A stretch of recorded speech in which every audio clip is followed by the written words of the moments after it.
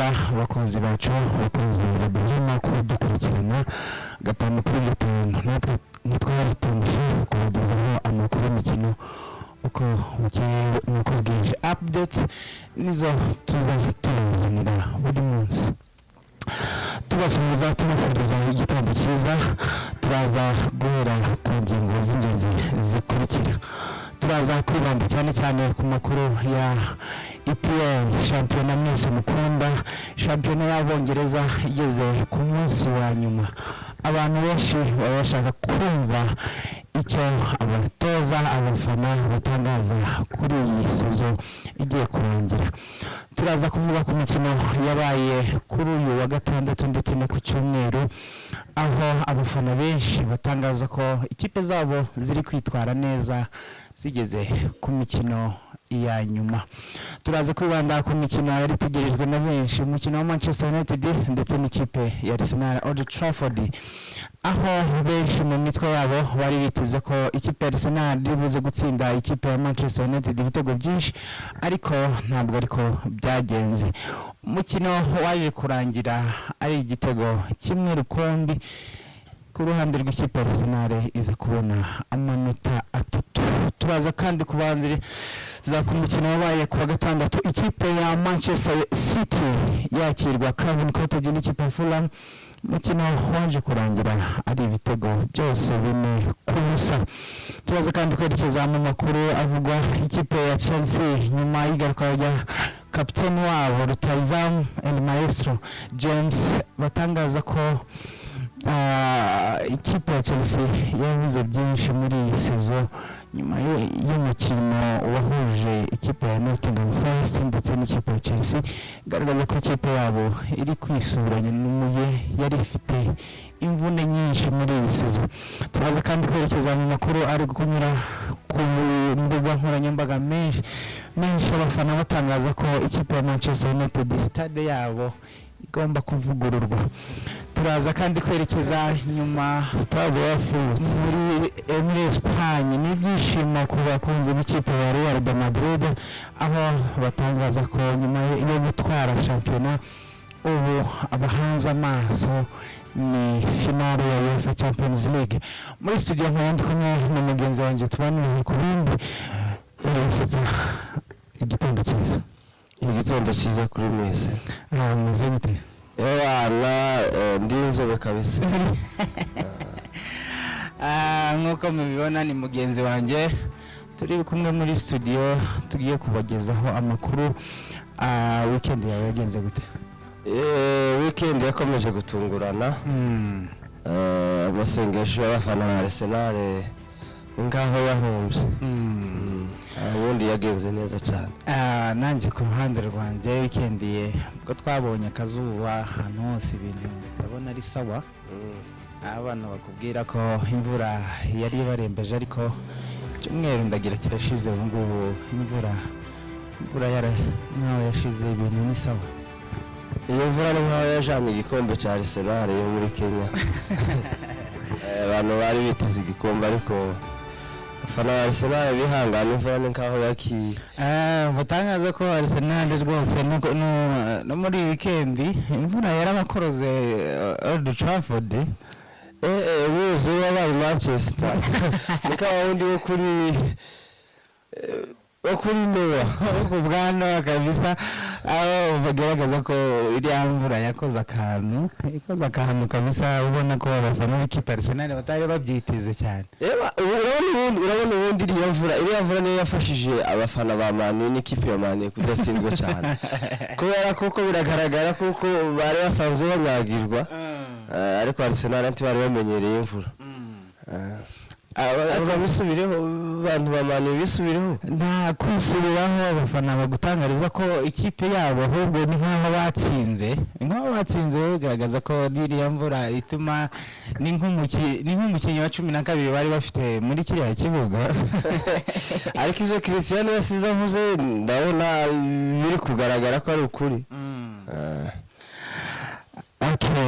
tunyarukiye twihuse cyane tunyarukiye mu makuru y'imikino twafitiye uyu munsi n'isozwa rya Premier League isozwa rya season 2023 gatatu makumyabiri na kane makumyabiri na gatanu ni sezo yashimishije abantu ku ruhande rumwe. Ni shampiyona yari ikomeye cyane ku rwego abafana batari biteze, aho imikino igeze ku munsi wa 37 kuri bamwe abandi 30 abari mukino umwe. Uyu munsi shampiyona ugereranyije cyane mu mitwaro y'abafana kuri wowe tutarinjira cyane muri shampiyona nyirizina, icyatunguranye kuri wowe ubona ari nk'iki cyane kurusha n'izindi sezo zabanjirije iyi ngiyi? Noneho Premier League ahantu igeze, urabona abantu babaye ruguru iwacu, urabona uruzi rwuzuraga ahantu Premier League igeze. Iyo amazi yakubana menshi wirindaga kuzamura ukuguru guri, kubera ko iyo kuzamuraga amazi yaragukubitaga ukagenda, ariko iyo uhagaze mu mazi kugira ngo ugende ujabuke ujana ukuguru kumwe gutya ukajana ukundi, naho ngaho Premier League igeze. Umuntu uri ugaragaza kuzamura ukuguru abana amazi aragukubita usange wafunana. Premier League y'uyu mwaka iragoye cyane, ndakeka ko igoye kurusha umwaka ushize cyane. Ndakeka ko ubushize twarebye match ya nyuma Aston Villa ikina na Manchester City, match yaje kurangira ari 3-2. Icyo gihe Liverpool nayo sinukiyindi kipe zarimo zikina, igikombe cyari kiraha ndango cyari kiri muri tukutuku bariko bakizereza muri bajaje batazi nyiraco, ariko uyu mwaka wa season ukomeye kurusha iriya yindi. Kugeza ubu ntabwo turabasha kumenya ngo se igikombe kirihe, amazi ninde ari butware, ninde uri burengeza akaguru hakagenda. Tumurikiye mu mikino yabaye kuwa gatandatu, umukino wabanjirije yindi Craven Cottage ikipe ya Fulham yari yaje kwakira ikipe ya Manchester City. Basore ba Pep Guardiola bakubwira ko uri bahagaze bwuma gutakaza shampiyona, igikombe kiri mu maboko yabo. Abafana ba Arsenal bari biteze ko ikipe ya Fulham iri buze kubahagarikira ikipe ya Manchester City, ariko Guardiola n'abasore be inzira zo ni inzira utabasha kuvumbura muri iyi mikino isoza shampiyona. Craven Cottage ikipe ya Manchester City itsinda ikipe ya Fulham ibitego byose 4-0. Iyo match abafana ba Arsenal bari biteze ko ikipe ya Fulham iri buze guhagarika ikipe ya Manchester City. Ni match yari yitweze cyane, ni nkaho nabona gikomeye kurusha niyo Tottenham cyane kabisa, ariko byaje kugenda uko tutabitekereza. Mwibuke ko match ya mbere Manchester City Etihad yatsinze Fulham ibitego 5. Byari bigoye ko wenda bari buze kuhagarika Manchester City iri kubona igikombe mbere y'abafana barimo ahantu narebye umupira twari kumwe n'abaganazi, umutima ugiye kuvamo. Match yatangiye bizeye Fulham, ariko Manchester ni yakipe nkuru nyine iri kubona igikombe. Hari ya Guardiola yagiye aziko neza ashaka amanota 3 agomba kuyobona, kandi baje kwitwara neza Manchester City gutsinda ibitego 4. Ntabwo twavuga ngo Fulham barakinye ngo barabarushije wenda basinda igitego kimwe, basinze ibitego 4. Manchester City yakinye umukino mwiza yarushije Fulham, ikomeje kutwereka ko igikombe bari kugikozaho imitwe y'intoki. Phil Foden, John Alvarez ndetse na Van Dijk ndio n'abakinnyi ubona ko bafashije cyane ikipe ya Manchester City. Urebye ku bafana b'ikipe ya Fulham ukuvuga bahagarika abasore bibanze cyane kuri Haaland ndetse na KDB na Bernardo Silva, ariko ukabona umudefenseur uko na left back I think waje no gutsinda ibitego 2. urabona n'inzira ni tactique Guardiola kuniga kuri iyi mikino isoza n'ibintu biba bigoye cyane. urabona umudefanseri ukina ku left back Gabadiol bamukuye mu Budage muri Leipzig waje kwitwara neza atsinda ibitego bibiri na Guardiola arushiriza abandi kukubwira ko umukinnyi wese yaba kanji yaba defenseri baba bashaka ibitego n'abakinnyi bitwaye neza na Phil Foden umwana uri kwitwara neza muri ibi bihe. Manchester City irakomeye ahantu hose. Hari igihe aba defenseri cyangwa ibindi barangarira bakaba ati reka dufate Kevin De Bruyne kubera ko ari gutanga imipira kwa Haaland agatsinda, reka dufate De Bruyne hanyuma na Haaland tumufate na Bernardo Silva, ariko bakibagirwa ko Foden ari umukinnyi mwiza ashobora no gutwara igihembo cy'umukinnyi witwaye neza muri sezo.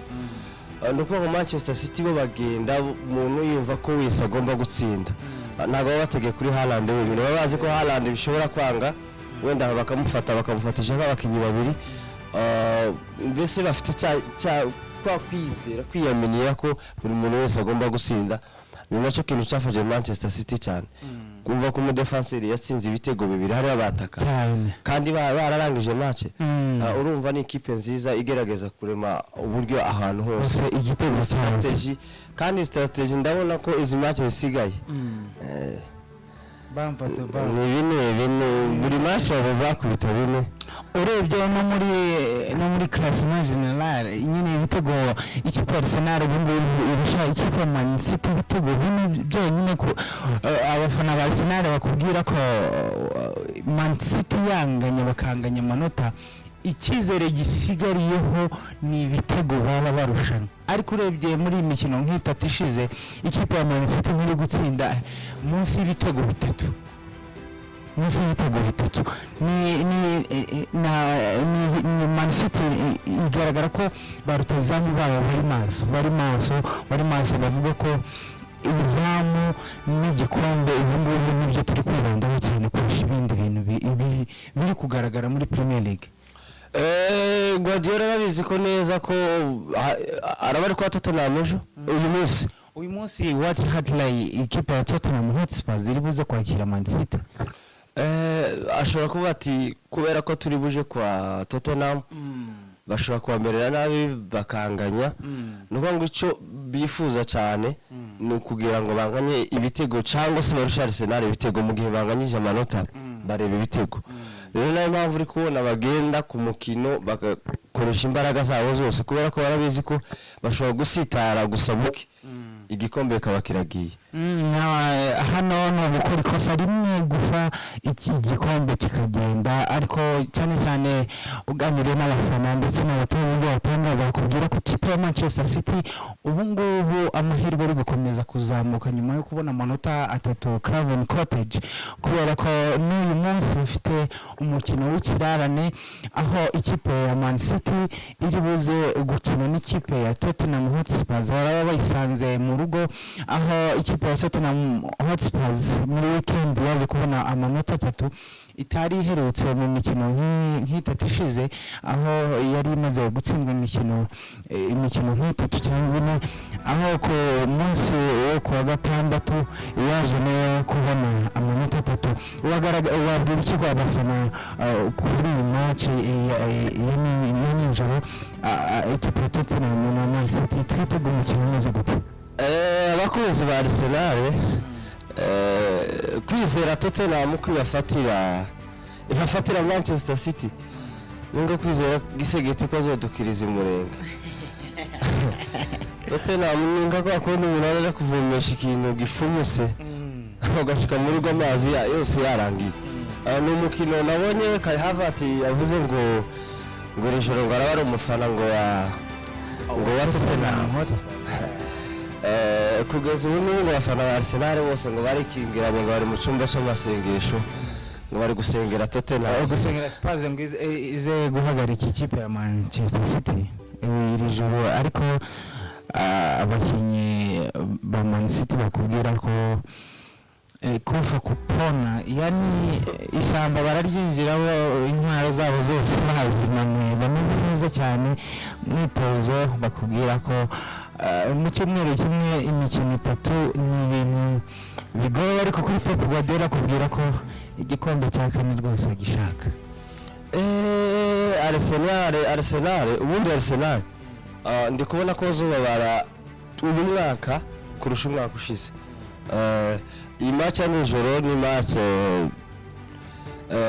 sinzi ko Tottenham yokora akazi. Tottenham ari mwiza ibangamira Manchester City, ariko Manchester ku gikombe iragoye. Tottenham bakiye na Newcastle basinda 4, baje gukina na Chelsea yongere basinda 2-0, bakurikizaho match ya Liverpool basinda 4. Weekend nibwo basinze Burnley nabo hamana. Ndakeka ko biragoye guhagarika Manchester City. Pep Guardiola n'abasore biwe biragoye cyane, baraba ari kwa Tottenham. Ariko ndakeka ko Manchester City nta kosa bari buze gukora kuri uwo mukino. Uko kuvuga ngo ikipe ya Spurs nimwe mu makipe y'i London, hari icyo ako kantu kaza gusaidia ikipe ya Arsenal. Tottenham yarashize, Tottenham yabaye kimene. Tottenham muribuka ko ari kipe yatangiye iri ku mwanya wa mbere, yamaze igihe kitari gito iyoboye umwanya, ikina neza, itsinda imikino, ariko ko champion igenda irangira niko n'abagenda bashira. Ko kuvuga ngo ni nka kundi sabuni igenda ikurishira, bare gushonga. Kandi kuva Ken yari kuriya bafashaga bakaja Big Four, bakaja muri Champions League, ariko karora Chelsea ari ku rwego rwa Harry Kane. Akantu ka London biragoye imbere ya Pep Guardiola umenyereye irushanwa. Ni umutoza mwiza, afite abakinnyi beza, afite bench nziza, ashobora kubazamo bench y'ugatsinda, kubera ko no mukinnyi mwiza ashobora kubika Haaland agashiramo Alvarez, ukabika Foden ugashiramo Grealish cyangwa Doku. N'abakinnyi beza ubona ko duo yabo kuri baza bumvikana cyane. Urareba nka Doku ikinyuranyo yaza amasimbo ku minota 70, ni umukinnyi wakwitega ko yabona n'igitego anytime cyangwa se penalty. Gusa Tottenham ifite ikipe nziza, ariko ukuntu bayipanga mu buryo butari nka bwiza. Urebye na defense yabo, uyu mukinnyi bamwita Romero, ndetse n'abakinnyi ubona ko muri iyi sezo ukurikiranye n'ukuntu shampiyona yatangiye, n'abakinnyi ubona ko urwego rwabo rwagiye rugabanuka bitewe na shampiyona uburyo Van de Ven urebye je nakurikiranye match za Spurs, ni umukinnyi uri ku rwego rwo hasi chini kabisa. Yagaragaje ko weakness yadafite abandi ba defenseri azahonana ni nyinshi ko muri uyu mugoroba, ukabona ko ni ikintu kiri buze kugorana hagati ya Man City na Spurs biraza kuyigora cyane ku bwanje ukuntu mbibona. Ni match uburemere ifite ari amanota 3 kuri Pep Guardiola. Spurs ifite bari aba defenseri, iyo inaweza peana tu. Niba Tottenham koko bashaka guheza Arsenal igikombe, ntibabanza bo mukinnyi bita Johnson abona uburyo bwinshi tatanga umupira. Urabona nakoze kosa kuri Chelsea, abanza Maddison hanze, kandi Maddison ni umukinnyi mwiza ugerageza gufasha abasonara bakabona ibitego. Ndakeka nakinisha Son, agakinisha Richarlison na Maddison n'abara Kruvensky, bashobora gukora akazi, ariko Man City biragoye gusinda Man City iri kubona igikombe. Uwo mukino n'abantu benshi bari biteze kuri uwa gatandatu niyo yaje kubimbura iyindi mikino iza kurangira ari ibitego 4-0. Amanota 3 akaba agiye kwa Manchester City. Undi mukino wari utegerejwe ariko atari cyane, hagati ni derby n'abakewa hagati ya Chelsea ndetse na Manchester United. Ni umukino wa Nottingham Forest. Nottingham yari yakira ikipe ya Chelsea, tunyuzeho mu gatoya. Ikipe ya Chelsea yari yakiriwe na Nottingham Forest. Bakubwira ko Nottingham Forest ni ikipe iri ku mwanya ya nyuma, ariko iza kwakira ikipe ya Chelsea ishaka kurangiza mu myanya yo gukina Europa League. Kuri iriya match nka wayirebye iriya match wabonye igaruka rya James bakubwira ko kapiteni wabo w'ibihe byose bari bamukumbuye, aho ureba ko yanatanze n'umusaruro mwiza. Iriya match ya Chelsea ndetse na Nottingham Forest bakanyamashyamba bagwikura kuri kiriya kibuga biba bigoye. Ririya shamba rirakomeye cyane ndakeka ko Chelsea ntabwo yari yatsinda Nottingham Forest hariba. Amakipe akubwira ko kwikura muri ririya shyamba biba bigoye. Ndakeka ko basindiye Manchester United 3. Manchester United bayikubitiye ibitego bitatu I think. Bitatu. Umukino wa Chelsea na Nottingham Forest wari umeze neza, n'umukino wari uryoheye ijisho, wari uryoshye cyane, wari umeze neza. Bityo Chelsea yaje kwitwara neza, iza gusinda ibitego 3-2. Navuga ikintu cyafashije Chelsea n'abafana bayo ni umutoza n'igaruka rya kapiteni. Umutoza matches nka 3 zishize urabona 11 yabanzagamo niba akomeje kubanzamo kandi bagakora akazi. Rero nabonye aricyo kintu cyabafashije cyane. Bari kuza bamenyerana, umuntu bita Kalaga n'umuntu bita Palma. Ugasanga Palma hari ukuntu bari kumvikana n'umuntu bita Modric. Nicyo kintu cyabafashije. Rero Pochettino akomeje ikintu cya Fast 11 cyo mufasha abakinnyi bakamenyerana. Ariko ubone ko imvune abatoza uganiriye n'abafana cyangwa abatoza bakubwira ko hari amakipe yagowe cyane n'izi mvune. Ugaragaje nk'ikipe ya Chelsea kugera mu mvune 10 ni Fast 11 ndetse n'abasimbura, ni ikipe yagowe cyane n'imvune. Cyane byarabagoye abafana ba Chelsea kugeza bamwe bavuga ngo ntabwo bashobora kureba match bitewe n'imvune bafite, ariko urabona bahari bagiye bakora uko bashoboye. Wenda Sezita hazogerageza kure 11 babanza. Mu kindi cyabafashije ni Captain James. No mukinnyi mwiza w'urwego rw'isi iyo atavunitse. Bagaragaza ko na Southgate yatangiye planning muri Euro. Uriya ni beast w'ibihe byose. Urebye kubura James muri squad yawe ni ubutakaje element ikomeye. Aho Southgate akubwira ko beast rwose bari kumwitaho ku buryo yagaragara muri Euro y'uyu mwaka. Ubundi James ni umukinnyi mwiza, ni nk'umwataka. James muri box umupira umuje ukamuzaho awiteguye wenyine. Ibintu bari bibiri nadakwita pota bari penalty, arawushuta umuntu akuremo. Umukinnyi bakubwira ko guhera mu bwana bwe ni umukinnyi ni beast, ni umukinnyi uzi monte kugaruka muri defense. Bakubwira ko muri iyi sezo ikipe ya Chelsea yaba yaratakaje elema nziza cyane kandi yari kubafasha byinshi. James cyane wabonye yarinjiye ahita atanga passe wa muhungu witwa Biganiro w'Abanyabyishi yaje gusinda igitego cy'umutwe ku passe nziza ya James captain. Abafana ba Chelsea bari bamukumbuye cyane, kandi ndabizi ko izi mvune ziwe zigiye kurangira zo bafasha ikipe y'umwaka utaha. Abakinnyi ba Chelsea, abafana b'ikipe ya Chelsea ndetse na bavuga ko ikipe ya Chelsea iri kwitwara neza, yaba shampiyona yabigeze muri yani retour. Ikipe ya Chelsea ni mu myanya 3 yozamo, ariko kuri ubu habura match imwe. Twizeze ko abafana ba Chelsea nka next season basi journée 2 ubu ngubu, ariko Chelsea isigaranye match imwe.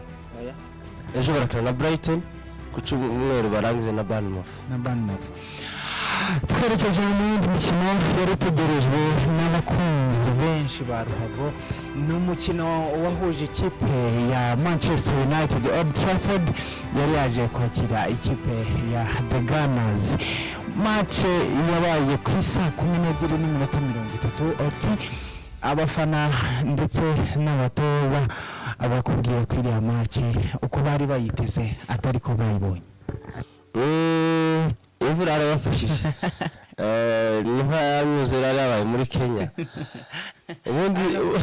Ubundi Imana yarabatabaye. kubera ko bari kubasinda ibitego byinshi ariko bityo umukino waje kugenda football yatandukanye nuko abantu batekereza abantu benshi bari biteze ko wenda ibyo Crystal Palace yakoze Arsenal iri buze kurenzaho ariko abantu bakibagirwa ko iri yari derby ikomeye. Mbere y'umukino abafana ba Manchester United first 11 isohoka ukabona McTominay kapiteni, abafana bagaragaje impungenge ko n'ibitego 8 bashobora kubirya. Abantu bari ko bagira ngo ni Arsenal igiye gukina na equipe ya Gidurayi ariko hariyo banki ya Gidurayi ariko ibintu byaje guhinduka. Manchester United nubwo yasinzwe kuba Man U yihagararaho nka Manchester United uza gusinzwa igitego kimwe ariko abafana ba Man U bavuga ko Garnacho yabatengushe cyane akata ibitego byinshi. Batuvuga ko Garnacho yagaragaje selfish mu kuriya mukino ikipe ya Manchester United babonye n'igitego. Hari amakosa nawe bazagenda bakora abakinyi akumva yosinda wenyine akumva yo komeza gucenga abakinyi nazo uzobona Pep Guardiola akunda kwicaza Doku n'umukinyi ucenga cyane ariko utagira ikintu ntasinda aracenga ariko ntasinda. Ni nayo mpamvu Garnacho ndakeka ko yaraze ko ari wenyine umukinyi uhari yuvaga ko ibintu byiwe yishakiye yabonaga bikora neza ariko iyo ushaka ko mukora ikintu cyiza nka timu ugerageza gutanga amahirwe wari ufite ukayaha n'abandi bakayabyaza umusaruro kubera ko ntabwo byari kwitirirwa Garnacho byari kwitirirwa Manchester United.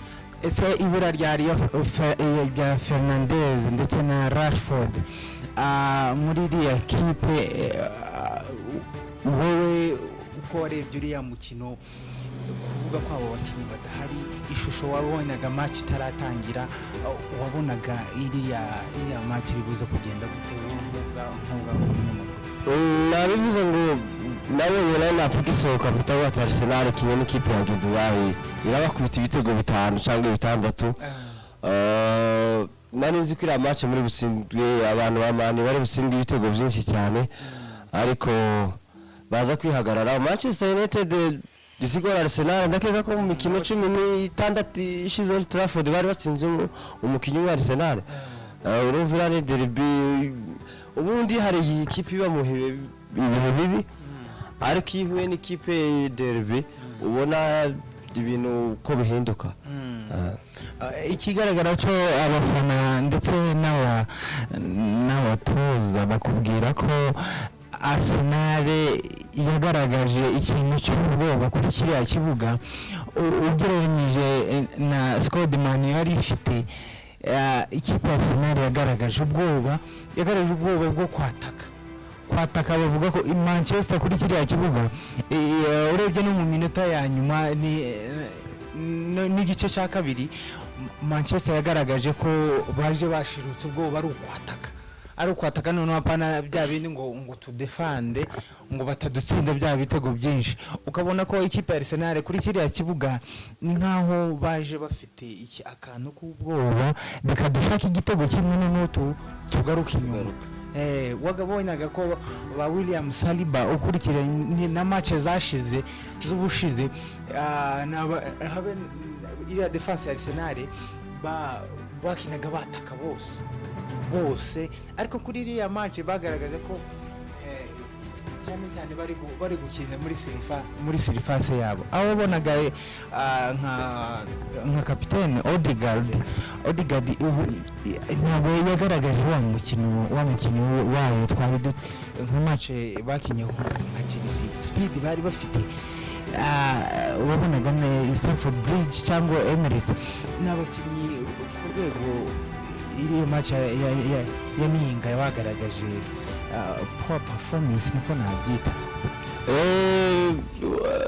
Impamvu mbona icyabiteye cyane icyambere umuntu bita Pep Guardiola yatsinze bari bafite pressure ko icyambere Manchester City yabashe gutsinda ibitego 4 ikindi cya kabiri bazi ko manizi bagora. Ndakeka ko iyo baje gufungura umukino hari n'igihe bari gukora ikosa ugasanga Manchester United yishyuye cya gitego igikombe bakaba baragitanze.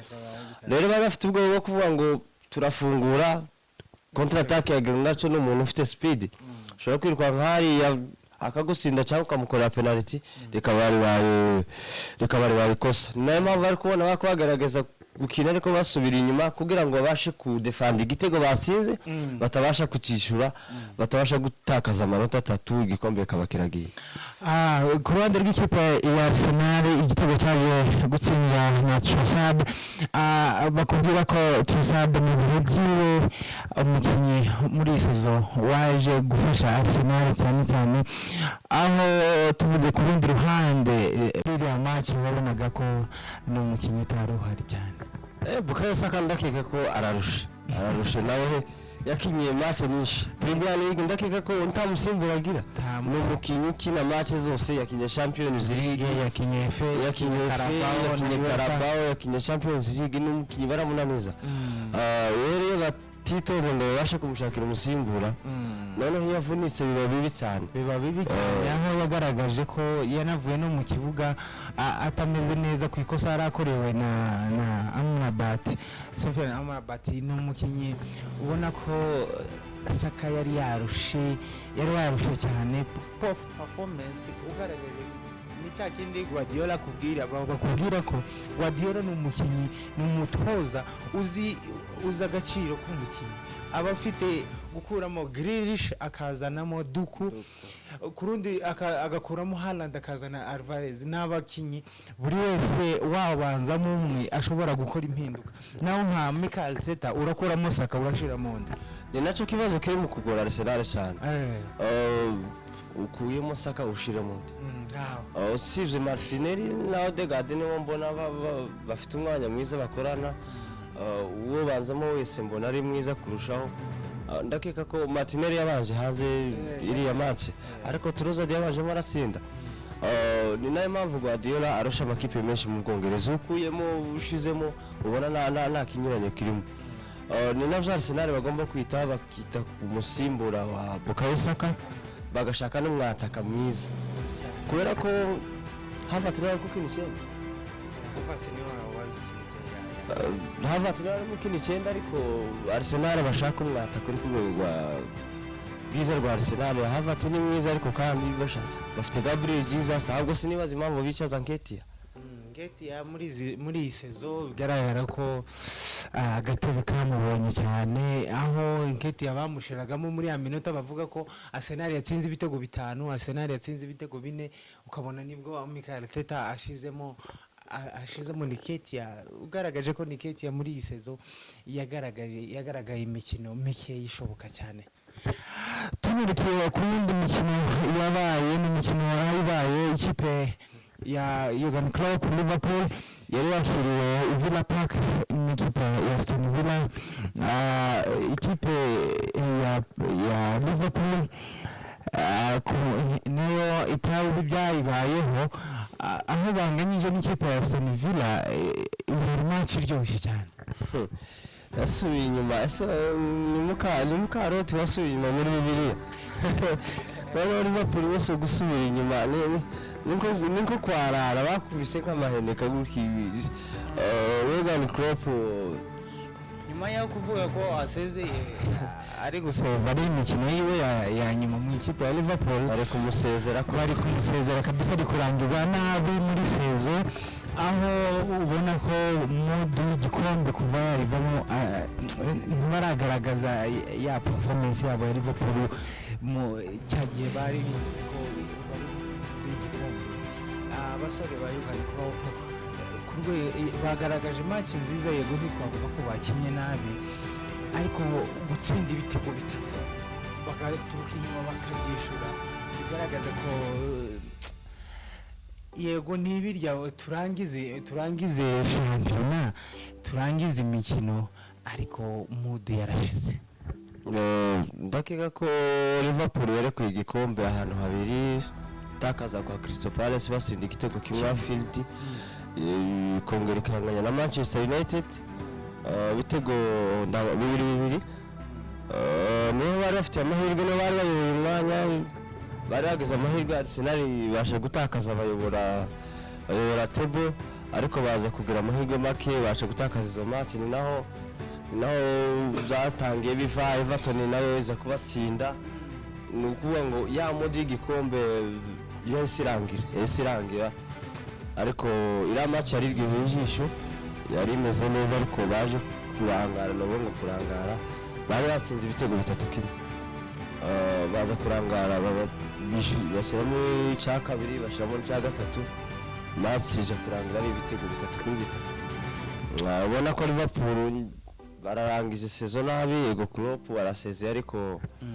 ntabwo bamere neza birashoboka ko wenda muri kipe indani muri staff ari ukuntu wenda bashaka ko batari kumvikana ndakeka wabonye mu mukino Liverpool yanganyijemo ni equipe mbona Mosala bari gusa n'abashwanye na Klopp ukabona nyine ibintu nyine bisa nkaho batarimo kumvikana ukuntu ariko Liverpool bihangane ariko icyiza babonye Big Four bagiye muri Champions League abaheshe kuja muri Champions League bagomba kumushimira cyane kubera kuko Jurgen Klopp yarabafashije yabaye Champions League yabaye Premier League yabaye za Carabao ndakeka ko bagomba kumusezera turumva ko kuri journée 37 ikipe ya Arsenal Villa Park yangije na Liverpool ibitego 3-3 Old Trafford Manchester United yatsinze igitego kimwe na Arsenal ikipe ya Fulham yaje gutsinda n'ikipe ya Manchester City ibitego bimwe byose kubusa ikipe ya Bournemouth yaje gutsindirwa yabo n'ikipe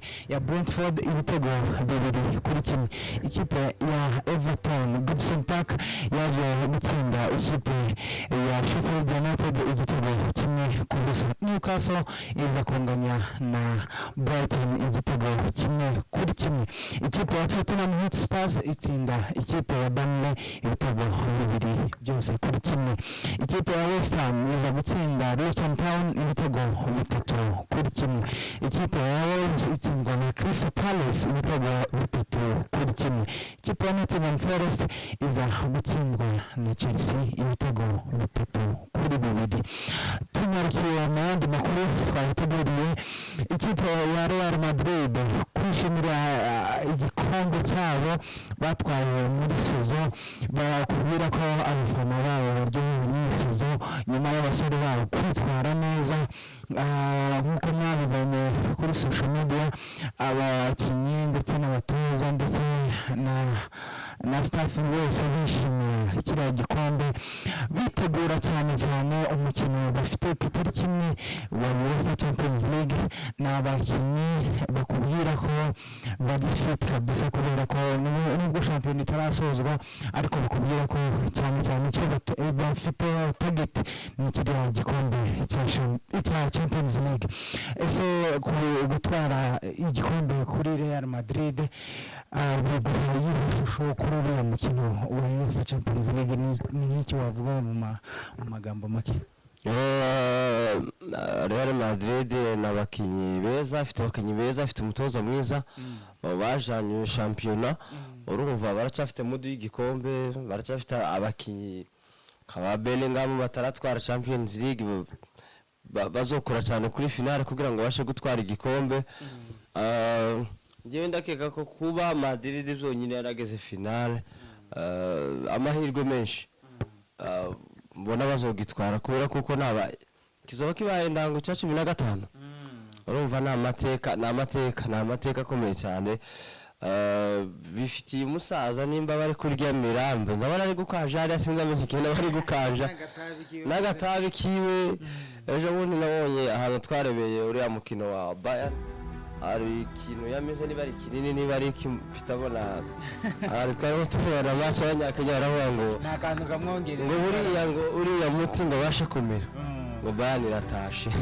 yaje no gutaha rero sinzi niba ari igihura bayakanjije ariko urabona no umutoza mwiza usoma umukino akakwiga akakureba ariko kandi dore tumudi ni kipe ikomeye irakomeye mu buryo bwo kudefanda afite abadefenseri beza barazamuka bose bakangura bakamanukira rimwe ndumva tuzorera match nziza iryoheye ijisho cyane finale umukino ikoza ku itariki y'ukwezi kwa gatandatu n'amakuru tuzagenda tugaruka mu biganiro byacu by'ubutaha tusubiye gato nyuma tubibutsa urutonde rwa Premier League cyangwa shampiyona y'Abongereza uburyo buhagaze ikipe ya The Gunners irayobowe n'amanota 86 ku mwanya wa kabiri ni Manchester City ifite umukino w'ikirarane uyu munsi ifite 45, ikipe ya Liverpool n'amanota 79 ku mwanya wa gatatu, Aston Villa 68, ku mwanya wa gatanu ikipe ya Tottenham Hotspur 63.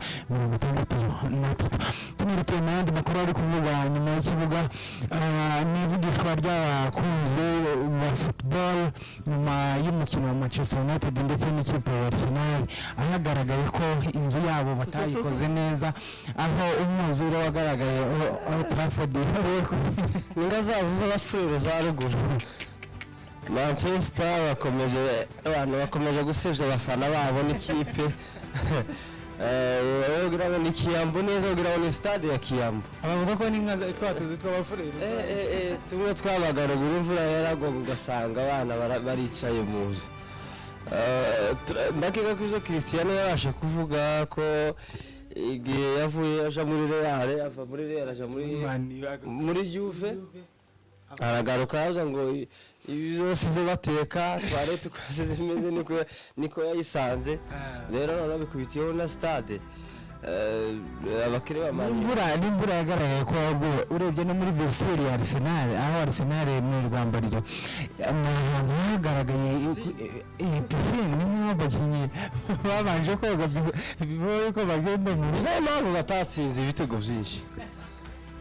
Ndakeka ko none se icyo twibaza stade ya Mani nose imvura ni stade igaragara ko ni stade irashaje bavugurure stade, ni bakubwira ko staff bari mu myiteguro, ariko urebye imvura stade wongeraga ngo ni ku musozi none wogira ngo ni Cyangombe